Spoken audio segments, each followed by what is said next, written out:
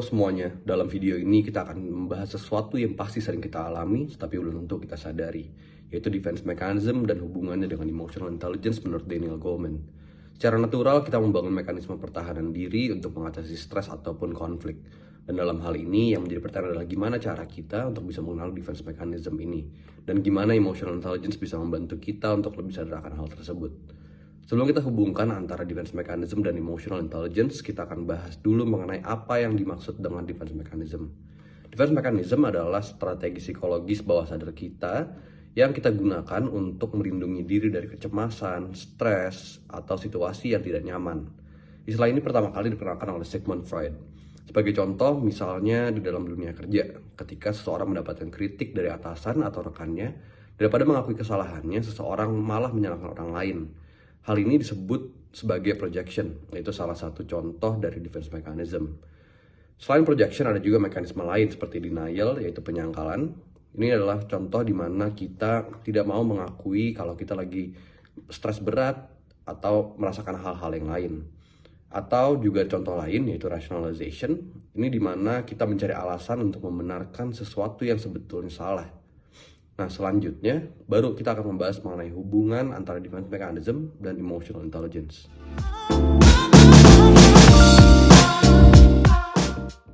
Oke, sekarang kita masuk ke emotional intelligence menurut Daniel Goleman. EI atau emotional intelligence ini punya 5 komponen utama, yaitu 1. Self-awareness atau kesadaran diri, 2. Self-regulation atau pengendalian diri, 3. Motivation atau motivasi diri, 4. Yaitu empathy atau empati, kelima yaitu social skills atau keterampilan sosial. Kalau kita sadar dengan defense mechanism yang kita sering pakai, itu artinya kita udah mulai meningkatkan self-awareness. Misalnya kalau kita sering denial, kita bisa tanya ke diri sendiri, apakah saya beneran gak salah? Atau saya cuma gak mau ngaku aja? Selain itu, self-regulation juga penting karena dengan mengelola emosi, kita bisa memilih reaksi yang lebih sehat daripada sekedar bertahan dengan defense mechanism yang merugikan. Misalnya, bukannya langsung menyalahkan orang lain, kita bisa coba refleksi, kenapa ya saya ngerasa defensif? Apa ada hal yang bisa saya perbaiki dari kritik ini?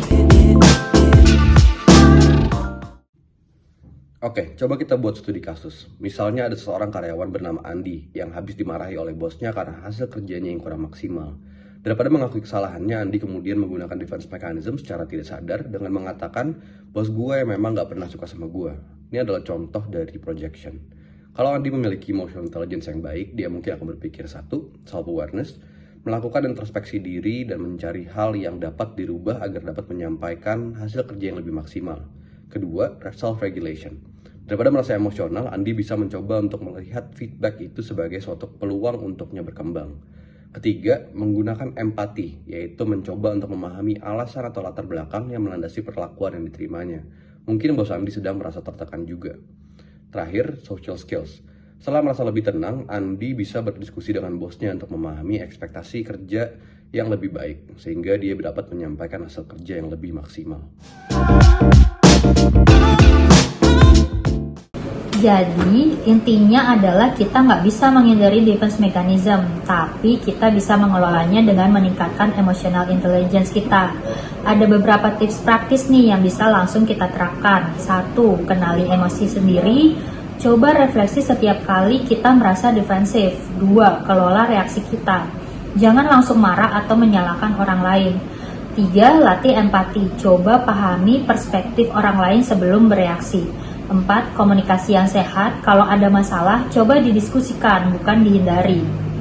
Kalau kita bisa mengelola defense mechanism dengan baik, kita juga bisa lebih dewasa dalam menghadapi konflik, baik di kerjaan, pertemanan, atau kehidupan sehari-hari. Nah, yang tadi kita jelaskan sebelumnya, kan kita contoh bagaimana mengelola defense mechanism di dunia kerja atau profesional. Berikut kita kasih contoh role play-nya di kehidupan sehari-hari. Hai guys. Hai. Ya ampun, udah banget gak ketemu. Gimana kabarnya? Baik. Amel kenapa? Aku baik, cuma ngerasa ada pengganjal aja. Kayak aku nggak bisa nahan rasa kekecewaan ini lagi deh. Ada apa, Mel? Kenapa nggak cerita sama kita? Kan kita semua ada di sini. Gak tau kenapa, aku ngerasa aku dan Nia agak beda. Kamu kayak menjauh dan aku nggak tahu itu kenapa. Apa?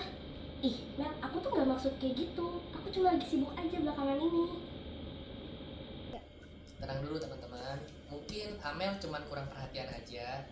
Nia, kita tahu kamu sibuk, tapi mungkin ada hal-hal yang perlu cerita ke kita, nggak apa-apa kok. Iya nih ya, kadang kesibukan kita tuh ngerasa teman-teman kita ngejauh. Padahal sebenarnya nggak kayak gitu kok. Iya Nia, aku tahu kamu sibuk, tapi aku cuma ngerasa kita nggak punya waktu buat bareng-bareng lagi. Itu yang bikin aku kecewa. Ya, sorry ya Mel. Aku tuh nggak maksud kayak gitu. Aku nggak tahu kalau itu bikin kamu sedih. Aku cuma lagi terlalu fokus sama hal lain. Sorry banget ya Mel. Tapi satu hal yang penting ya nih ya, kita semua tuh punya perasaan yang perlu dihargain. Mungkin kamu gak nyadar, tapi kita semua tuh harus komunikasi satu sama lain yang baik supaya kejadian cekcok kayak gini tuh gak terulang lagi. Ini kalau ada yang gak nyaman, mending diungkapin aja biar nggak ada yang dipendam. Semua orang pasti punya perasaan yang harus didengar. Betul, kalau kita bisa saling terbuka dan saling mendengarkan, banyak masalah kok yang bisa kita selesaikan bareng-bareng. Nia, kalau kamu nggak bisa ngasih perhatian lebih ke Amel, kamu mungkin bisa ngatur waktu biar lebih sering ketemu lagi. Thank you ya Mel, udah ngomongin ini. Aku nggak mau kamu ngerasa diabaikan. Aku janji kok, aku bakal lebih perhatian sama teman-teman. Aku nggak bakal fokus sama diri aku sendiri lagi. Makasih juga ya Nia. Aku juga nggak mau kok kebawa emosi kayak gini. Tapi aku cuma ngerasa ini penting buat ngejaga hubungan kita tetap dekat. Ini yang kita butuhkan kan, terbuka dan saling memahami. Kita semua tuh punya perasaan dan butuh waktu untuk saling memahami satu sama lain. Iya, kita nggak boleh nih biarin masalah ini berlarut-larut. Kita sebagai teman harus ada untuk satu sama lain. Betul, pertemanan itu adalah pengertian. Jadi kita udah clear kan? Nah, kalau bisa kejadian ini tidak terulang lagi ya. Guys, aku janji bakal lebih perhatian sama kalian. Pokoknya kita harus saling jaga komunikasi ya. Makasih ya semuanya. Aku udah ngerasa lebih baik sekarang. Yuk, jangan sampai kesalahpahaman ini tuh bisa merusak kebersamaan kita ya. Setuju, sekarang waktunya kita untuk senang-senang. Betul, saat ini kita nikmati kebersamaan kita. Pokoknya kita bisa menghadapi masalah apapun asalkan bareng-bareng.